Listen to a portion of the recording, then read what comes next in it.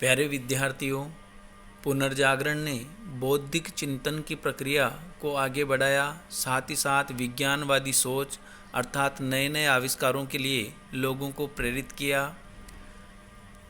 पुनर्जागरण के बाद में हुए धर्म सुधार आंदोलन ने धर्म के प्रेशर को व्यक्ति के या समाज के ऊपर कम किया और एक उन्मुक्त समाज हेतु मार्ग प्रशस्त किया।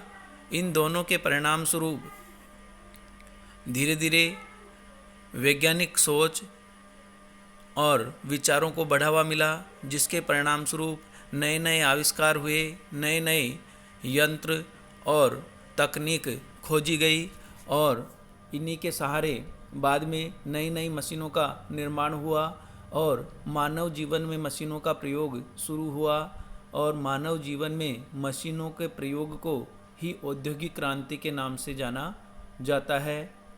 विश्व में औद्योगिक क्रांति की शुरुआत की अगर बात करें तो सर्वप्रथम यूरोप में औद्योगिक क्रांति शुरू हुई और आज हम यूरोप में हुए औद्योगिक क्रांति के बारे में चर्चा करने वाले हैं।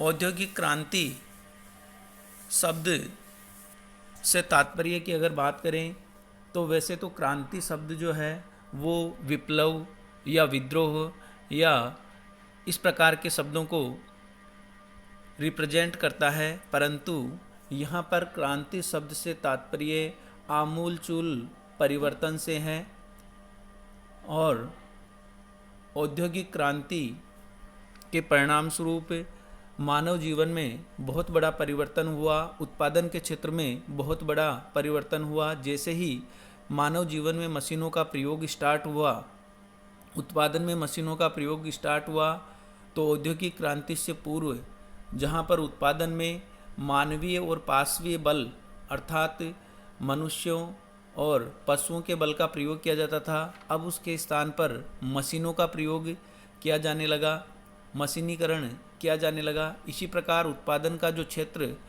घर हुआ करता था, घरेलू और कुटीर उद्योग हुआ करते थे, उनका स्थान औद्योगिक क्रांति के बाद में बड़े बड़े फैक्ट्रियों या उत्पादन केंद्रों ने ले लिया। इस प्रकार औद्योगिक क्रांति के परिणाम स्वरूप उत्पादन के क्षेत्र में आमूलचूल परिवर्तन हुआ, इसलिए इसको मानव जीवन में मशीनीकरण के प्रयोग को औद्योगिक क्रांति शब्द से अभिहित किया गया है। औद्योगिक क्रांति शब्द का सर्वप्रथम प्रयोग फ्रांस के समाजवादी नेता ब्लांक ने 1833 में किया था। अंग्रेजी भाषा में औद्योगिक क्रांति को इंडस्ट्रियल रिवॉल्यूशन अर्थात औद्योगिक क्रांति के लिए अंग्रेजी शब्द का सर्वप्रथम प्रयोग टॉयनबी के द्वारा किया गया था। औद्योगिक क्रांति की परिभाषाओं की अगर बात करें, अलग अलग विद्वानों के द्वारा अलग अलग परिभाषा दी गई है। एडवर्ड के अनुसार औद्योगिक प्रणाली तथा श्रमिकों के स्तर में होने वाले परिवर्तनों को ही औद्योगिक क्रांति की संज्ञा दी जाती है। इसी प्रकार हैजन के अनुसार औद्योगिक क्रांति का अर्थ है कुटीर उद्योगों का मशीनीकरण। इसी प्रकार इंसाइक्लोपीडिया ऑफ सोशल साइंसेज के अनुसार ऐसा आर्थिक और तकनीकी विकास जो 18वीं शताब्दी में सशक्त और गतिशील हो गया था और जिसके कारण आधुनिक औद्योगिकवाद का उदय हुआ को औद्योगिक क्रांति कहा जाता है। साधारण से शब्दों में अगर बात करें तो मानव जीवन में मशीनों का जो प्रयोग है उसी को औद्योगिक क्रांति के नाम से जाना जाता है और ये औद्योगिक क्रांति की शुरुआत 18वीं शताब्दी के उत्तरार्ध में शुरू हुई है और टॉयनबी के अनुसार औद्योगिक क्रांति को दो चरणों में बांटा जा सकता है। 1750 से लेकर 1850 इसका प्रथम चरण है और 1850 से लेकर वर्तमान समय तक भी औद्योगिक क्रांति अनवरत जारी है, अर्थात नए नए आविष्कार वर्तमान में भी किए जा रहे हैं और मानवीय जीवन में उनका प्रयोग किया जा रहा है।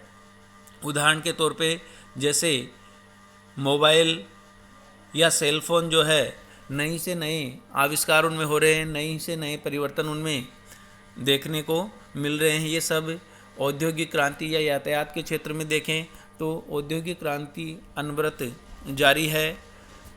औद्योगिक क्रांति यूरोप से शुरू हुई, और अगर यूरोप में भी बात करें तो सर्वप्रथम औद्योगिक क्रांति की शुरुआत इंग्लैंड से हुई है।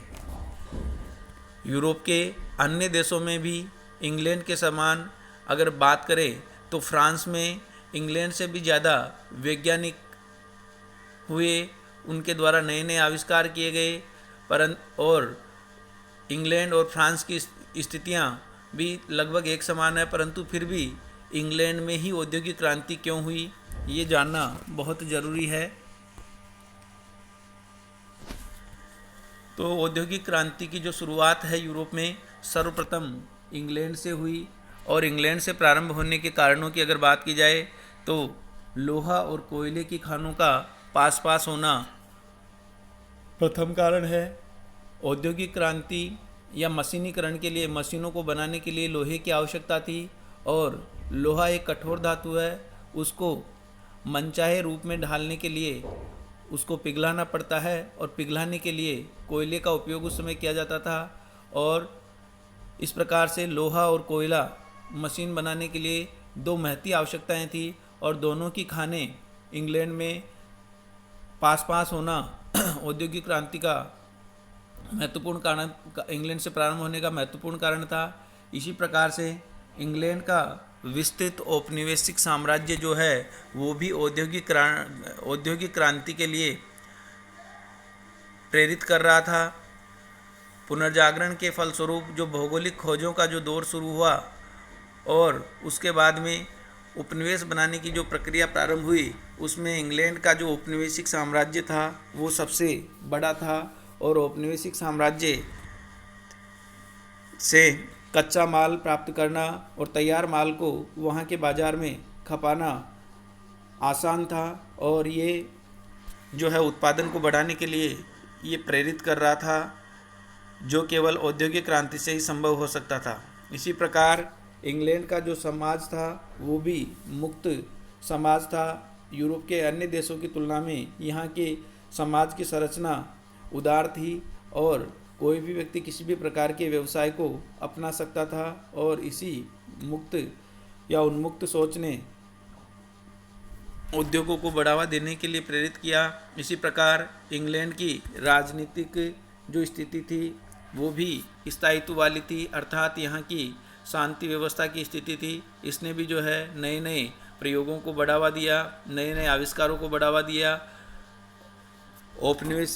विस्तृत औपनिवेशिक साम्राज्य के बलबूते इंग्लैंड के पास काफ़ी पूंजी भी इकट्ठी हो गई थी, जो कि उद्योगों के लिए महती आवश्यकता है, तो पूंजी की उपलब्धता भी इसका एक कारण है। इसी प्रकार बैंकिंग प्रणाली का सर्वप्रथम विकास भी जो है इंग्लैंड में शुरू हुआ, और उद्योगों के लिए बैंकिंग प्रणाली भी महती आवश्यकता है, और इसने भी जो है औद्योगिक क्रांति को इंग्लैंड से प्रारंभ होने के लिए प्रेरित किया। इसी प्रकार इंग्लैंड की जो भौगोलिक स्थिति थी, अर्थात बिल्कुल दुनिया से पृथक था, इस कारण से,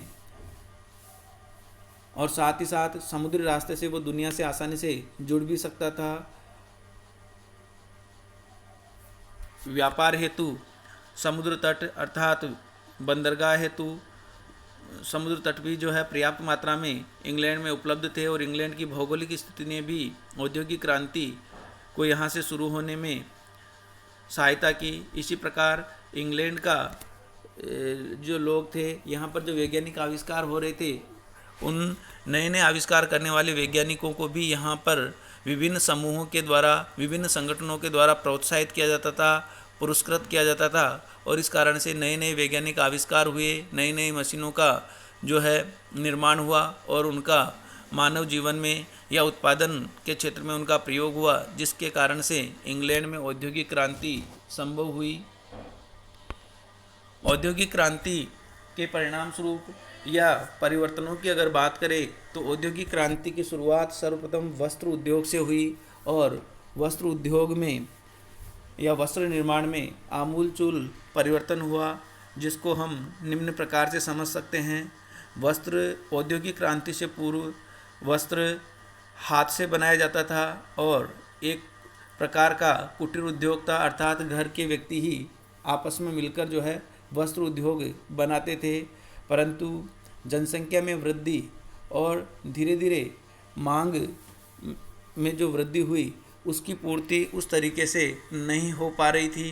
परिणाम स्वरूप आवश्यकता आविष्कार की जननी होती है। परिणाम स्वरूप उस वस्त्र प्रक्रिया को या वस्त्र निर्माण की प्रक्रिया को बढ़ाए जाने के लिए प्रयास स्टार्ट हुए और सर्वप्रथम 1733 ईस्वी में जॉन के द्वारा फ्लाइंग शटल नामक यंत्र का आविष्कार किया गया।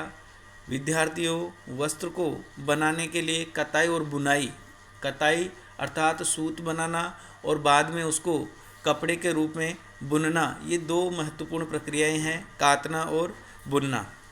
जॉन के फ्लाइंग शटल के परिणाम स्वरूप कपड़ा बुनने की प्रक्रिया जो है वो काफ़ी बढ़ गई, परंतु अब सूत कातने की प्रक्रिया परंपरागत ही थी, इसलिए बुनने के लिए जो है सूत की ज़्यादा आवश्यकता थी। 1764 में जेम्स हारग्रीव्स के द्वारा स्पिनिंग जेनी नाम के यंत्र का आविष्कार किया गया और इसके द्वारा जो है 8 तकुओं के चरखे से एक साथ सूत काता जाना संभव हुआ, अर्थात सूत कातने की प्रक्रिया इससे तेज हुई। इसी प्रयास में 1769 ईस्वी में आर्कराइट के द्वारा वाटर फ्रेम का आविष्कार किया गया और ये जल शक्ति से चलने वाला एक यांत्रिक चरखा था जिसमें अनेक रोलर थे और इसके द्वारा भी सूत कातने की जो प्रक्रिया है उसको तीव्र गति प्रदान की गई। साथ ही साथ आर्कराइट ने बड़े कारखानों की स्थापना का मार्ग भी प्रशस्त कर दिया। बाद में 1779 ईस्वी में सैमुअल क्रॉम्पटन के द्वारा म्यूल अर्थात स्पिनिंग जेनी और वाटर फ्रेम, इन दोनों का मिला जुला रूप, दोनों मशीनों को जो है मिलाकर नई मशीन बनाई गई जिसको म्यूल नाम दिया गया। वाटर फ्रेम व स्पिनिंग जेनी को मिलाकर म्यूल का निर्माण हुआ और सूत कातने की गति को इसने और ज़्यादा बढ़ा दिया। बारीक सूत और उत्तम मलमल का निर्माण इस मशीन के द्वारा संभव हुआ। तो इस प्रकार से सूत कातने की प्रक्रिया जो है इन मशीनों के निर्माण या प्रयोग के द्वारा काफ़ी बढ़ गई। अब शुरुआत में जो अपन ने देखा जॉन के द्वारा फ्लाइंग शटल के द्वारा कपड़ा बुनने की जो मशीन बनाई गई जिससे बुनने की प्रक्रिया तीव्र हुई। इसके बाद में जो है कातने के लिए क्षेत्र में या सूत को कातने की प्रक्रिया जो है वो स्पिनिंग जेनी, वाटर फ्रेम और म्यूल, इन्होंने काफ़ी बढ़ा दी गई। अब कपड़ा बुनने की जो स्पीड है उसको और ज़्यादा बढ़ाने की आवश्यकता है और इसको संभव बनाया 1785 ईस्वी में कार्टराइट के द्वारा पावरलूम का आविष्कार किया गया और इस मशीन के द्वारा जल शक्ति अथवा वाष्प शक्ति द्वारा संचालित करके से कपड़ा बुनने की जो गति है वो बहुत ज़्यादा बढ़ गई। इस प्रकार से कातने और बुनने दोनों की प्रक्रियाओं में मशीनों का प्रयोग स्टार्ट हो गया और जो उत्पादन जो है वो बहुत ज़्यादा बढ़ गया। उत्पादन की गति में वृद्धि हुई, परंतु अब चूँकि सूती कपड़ा बनाने के लिए कपास की ज़रूरत होती है और प्राकृतिक आधार पर देखें तो कपास जो है रुई के पौधे से प्राप्त होती है और उसके रुई के अंदर उसके बीज अर्थात बिनोले भी साथ में मिक्स मिले हुए रहते हैं और सूत कातने के लिए उन बिनोलों को पृथक किया जाना आवश्यक है। और चूंकि अब सूत कातने की मशीनें जो है मशीनों का प्रयोग कातने में जो है होने लगा है, इसलिए रुई से बिनोलों की जो पृथक करने की जो काम है वो उसमें भी जो है गति आना बहुत ज़रूरी है और इस कार्य को संभव बनाया व्हिटने ने 1793 ईस्वी में कॉटन जिन नामक एक मशीन का आविष्कार किया जिसके द्वारा रुई से बिनोलों को आसानी से पृथक किया जा सकता है। 50 व्यक्ति जो कार्य कर सकते हैं वो कार्य एक मशीन आसानी से कर सकती है और कपास से बिनोलों को पृथक करने के लिए कॉटन जिन का आविष्कार व्हिटने के द्वारा किया गया। इसी प्रकार 1825 में रिचर्ड रॉबर्ट्स के द्वारा बुनाई मशीन का आविष्कार किया गया और स्वचालित मशीन होने के नाते कपड़े बुनाई के कार्य में तेजी आई। इसी प्रकार 1846 ईस्वी में इलियास हो के द्वारा सिलाई मशीन का आविष्कार किया गया जिसके द्वारा वस्त्रों की सिलाई में क्रांति आई। इस प्रकार कहने का मतलब मशीनों के प्रयोग के द्वारा वस्त्र उद्योग में आमूलचूल परिवर्तन हुआ और उत्पादन की गति बहुत ज़्यादा बढ़ गई और जो बढ़ी हुई मांग है उसको आसानी से पूरा किया जा सकता है। और ये औद्योगिक क्रांति वर्तमान समय में भी जारी है। नई नई तकनीक और मशीनों का आविष्कार इसमें होता जा रहा है और नए से नए प्रकार का कपड़ा, विभिन्न प्रकार की डिजाइनें, विभिन्न प्रकार के रंगों के कपड़े का निर्माण इस औद्योगिक क्रांति के कारण आज संभव है। धन्यवाद।